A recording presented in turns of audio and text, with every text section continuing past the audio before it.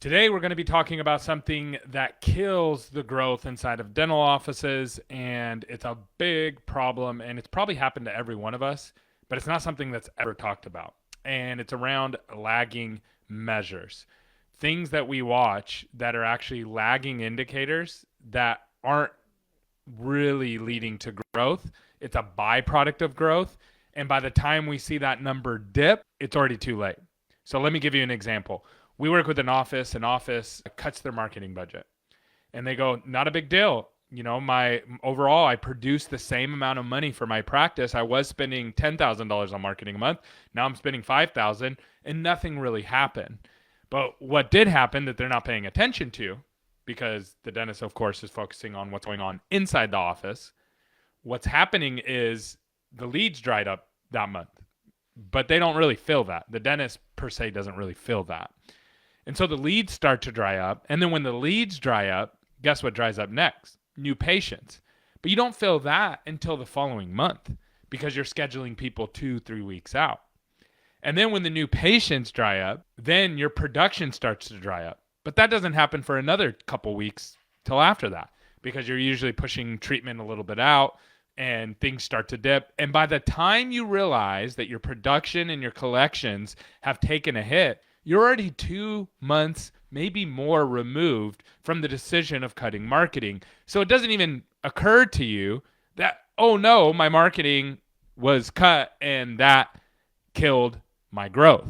And we see this happen all the time. One of my favorite things that I've ever experienced, and I'm sure dentists are the same way, is when someone says, hey, we're going to leave, we're going to go with somebody else, and they go and leave, and then they end up coming back. It's kind of like when a patient comes to your office and they're with you for a long time, you help them with all their dental needs, and then they go, you don't accept my insurance anymore. I'm going to go over here to Dr. So-and-so because they accept my insurance now. And then they end up coming back 6 months or, a year later, and they say, you know what, I didn't really like that other practice. You were awesome. And this is one of the biggest joys in business is when somebody comes back and realizes, man, you were really taking care of me. You were really caring for me and taking care of me.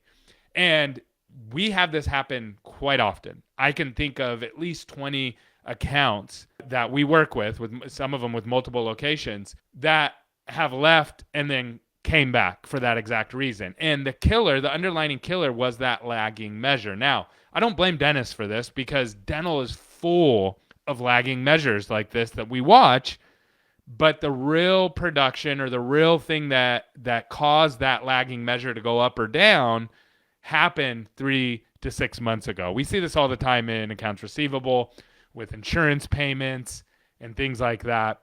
And it's just something that you have to understand, that every decision that you make today, especially around marketing, especially around the front desk, especially around treatment coordination, especially the way you're booking new patients, every decision you make on that today will show up, maybe not this month, maybe not even next month, but for sure the following month. You're going to either see an impact from that or you're going to see a decrease. And the opposite is true as well. I've had clients come on with us. They're working. Everything's going great. We're getting a bunch of leads, but they didn't see their new patients go up right away. Why? Because they're scheduling so far out. I recently talked to a dentist that we worked with for 2 months, and leads went through the roof, but they were scheduling so far out, he just didn't feel any growth in his new patients. Now, there was a little bit of growth, but not what he was expecting for the amount of money that he was paying. And it was because simply he didn't have room on his schedule. So all of these things play with each other. All of them work together.